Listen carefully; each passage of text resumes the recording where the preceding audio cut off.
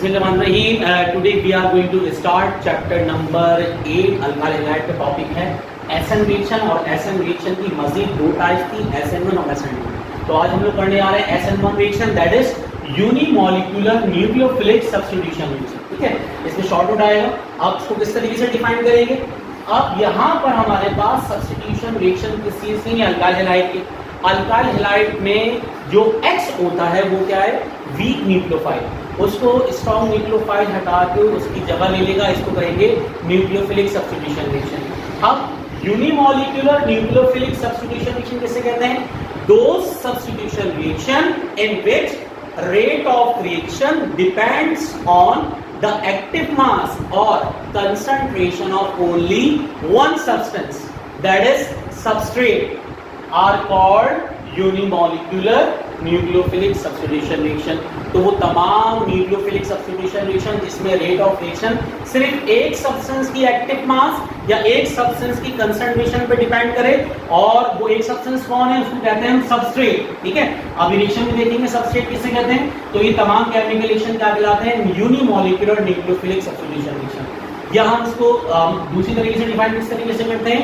Those nucleophilic substitution reaction in which order of reaction will be 1, यानी वो तमाम chemical reaction जिसके अंदर ऑर्डर ऑफ रिएक्शन अगर 1 आ जाएगा तो वो क्या होगी? यूनिमॉलिक्यूलर। तो नेक्स्ट स्टार्ट करते हैं भाई इसका net reaction.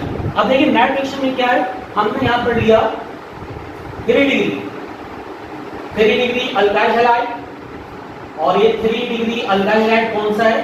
3 degree butyl chloride. When 3 degree butyl chloride reacts with, अब यहाँ पर हम कोई सा भी ऐसा कंपाउंड लिख सकते हैं जिसके अंदर स्ट्रॉन्ग न्यूक्लियोफाइल मौजूद हो। फॉर एग्जांपल हमने NaOH, ठीक है, NaOH के अंदर OH ऐसा स्ट्रॉन्ग न्यूक्लियोफाइल रिएक्ट पॉजिटिव। इसी तरह Cl नेगेटिव ये वीक न्यूक्लियोफाइल है, और ये आगे आपके पास इलेक्ट्रोफाइल। जब सब्स्टिट्यूशन रिएक्शन होगा OH strong nucleophile displace chloride or halogen atom which is present in 3 degree butyl chloride to form CH3 OH।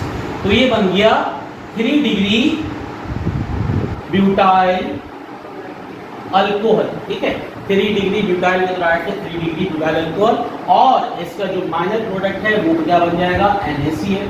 तो यहाँ पर हमारे पास माइनर प्रोडक्ट की फॉर्मेशन हो गई, दैट इज NaCl। ठीक है, तो यहाँ पर ये जो हमारे पास 3 डिग्री ब्यूटाइल क्लोराइड है, यह है सबस्ट्रेट। ये क्या है हमारे पास? सबस्ट्रेट। तो देखने में लग रहा है कि ये रिएक्शन जो नेट रिएक्शन है सिंगल स्टेप रिएक्शन है। यहाँ पर हम लोग अभी पोलर सॉल्वेंट इस्तेमाल करते हैं, वो कहाँ देखेंगे? वो हम देखेंगे इसके मैकेनिज्म के अंदर।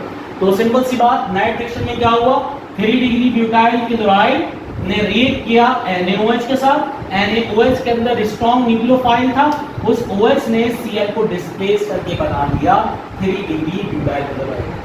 अब इसके मैकेनिज्म में देखेंगे, मैकेनिज्म में होगा एक रेट डिटरमाइनिंग स्टेप। अब रेट डिटरमाइनिंग स्टेप किसे कहते हैं? एक रिएक्शन होगा स्लो, एक रिएक्शन होगा फास्ट। जो स्लो रिएक्शन होगा वो होगा रेट डिटरमाइनिंग स्टेप। तो इसके मैकेनिज्म की तरफ चलते हैं। मैकेनिज्म किसे कहते हैं? Intermediate steps involve during any chemical reaction. तो किसी भी नेट रिएक्शन में, किसी भी सिंगल स्टेप रिएक्शन के अंदर जो इंडिविजुअल या सिंगल स्टेप रिएक्शन में हमारे पास जो स्टेप इन्वॉल्व होते हैं इनको कहते हैं मैकेनिज्म। इसमें फर्स्ट स्टेप क्या है? Formation of carbonium. असल में यहाँ पे क्या है, जब 3 डिग्री अल्काइल हैलाइड लें हम, ये हमने लिया 3 डिग्री अल्काइल हैलाइड, ठीक है, इस पे अटैक करवा रहे किसका? हम NaOH का, या OH नेगेटिव का अटैक करवा रहे। तो ये क्या? वीक न्यूक्लियोफाइल क्लोराइड, और OH क्या है? Strong nucleophile. OH direct attack नहीं कर सकता इसके ऊपर कार्बोनियम आयन के ऊपर। ठीक है, मतलब कार्बन के ऊपर जो यहाँ पर मौजूद है पॉजिटिव।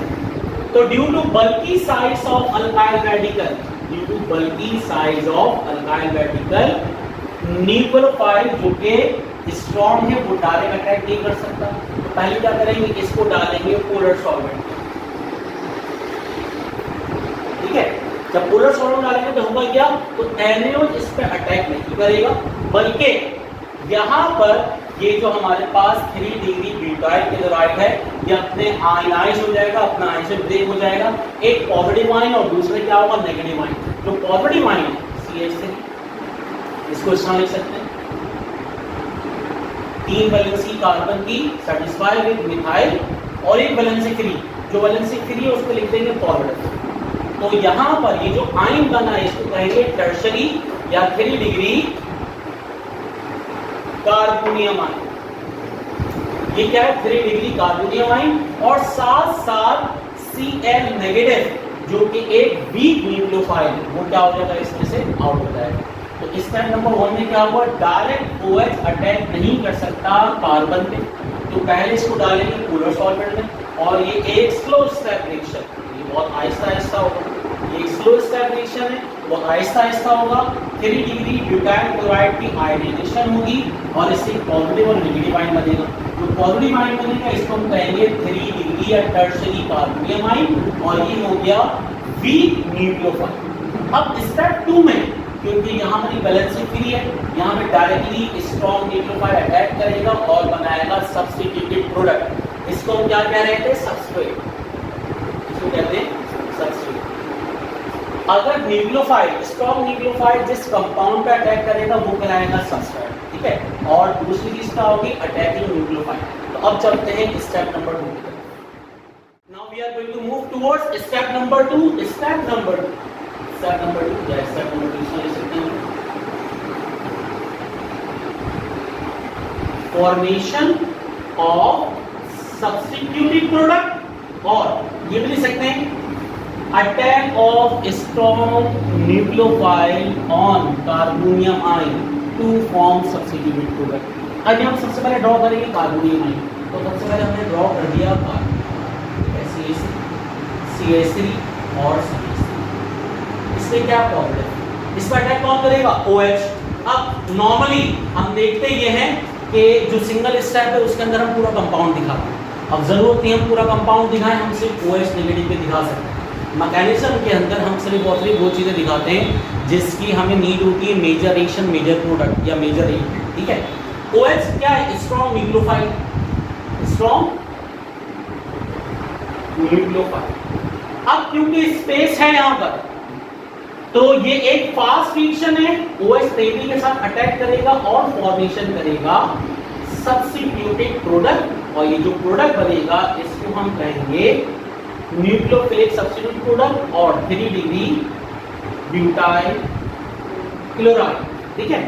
स्टेप 1 और स्टेप 2 पढ़ने के बाद हम लिखते हैं इसकी काइनेटिक्स। अच्छा ये क्या है, 3 degree butyl alcohol. Step 1 step 2 पढ़ने के बाद हम लिखते हैं इसकी काइनेटिक्स। तो काइनेटिक्स किसे कहते हैं, लोअर क्लासेस के अंदर आप लोगों ने पढ़ा होगा, according to rate of reaction is directly proportional to the active masses of reactants। अगर एक से ज्यादा रिएक्टेंट्स होंगे तो प्रोडक्ट होगा, अगर एक ही रिएक्टेंट होगा तो वो लिख देंगे। अच्छा एक होता है रेट डिटरमाइनिंग स्टेप। मैकेनिज्म के अंदर जो बहुत सारे केमिकल रिएक्शन होंगे उसमें से कोई एक होगा स्लो स्टेप रिएक्शन।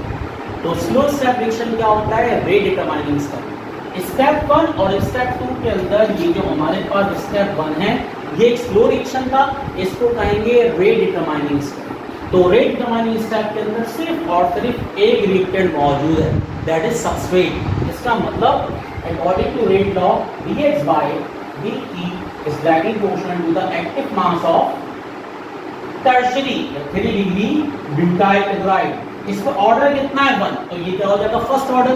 और क्या लिख सकते हैं इसको dx by dt, जब साइन ऑफ प्रोपोर्शनली हटाएंगे तो इक्वल और कांस्टेंट, तो CH3 फिर CH और इस पे ऑर्डर कितना आ जाएगा फर्स्ट ऑर्डर। इसका मतलब वो तमाम न्यूक्लियोफिलिक सब्स्टिट्यूशन रिएक्शन जिनका ऑर्डर 1 हो वो कहलाते हैं SN1, मतलब nucleophilic unimolecular nucleophilic substitution reaction, या वो तमाम केमिकल रिएक्शन जिसमें रेट ऑफ रिएक्शन सिर्फ एक सब्सटेंस की एक्टिव मास या कंसंट्रेशन पे डिपेंड करे, दैट इज सबस्ट्रेट। तो those chemical reactions are called SN1 और न्यूक्लियोफिलिक सब्स्टिट्यूशन रिएक्शन, जो किस कैटेगरी में आएंगे, यूनिमॉलिक्यूलर। उम्मीद है आप लोगों को SN1 that is unimolecular nucleophilic substitution reaction समझना आ गया होगा। नेक्स्ट क्लास में हम SN2 की बात करेंगे, bimolecular nucleophilic substitution reaction. If you have any query regarding understanding SN1 reaction so you can kindly comment और you can text me, otherwise अपना ख्याल रखने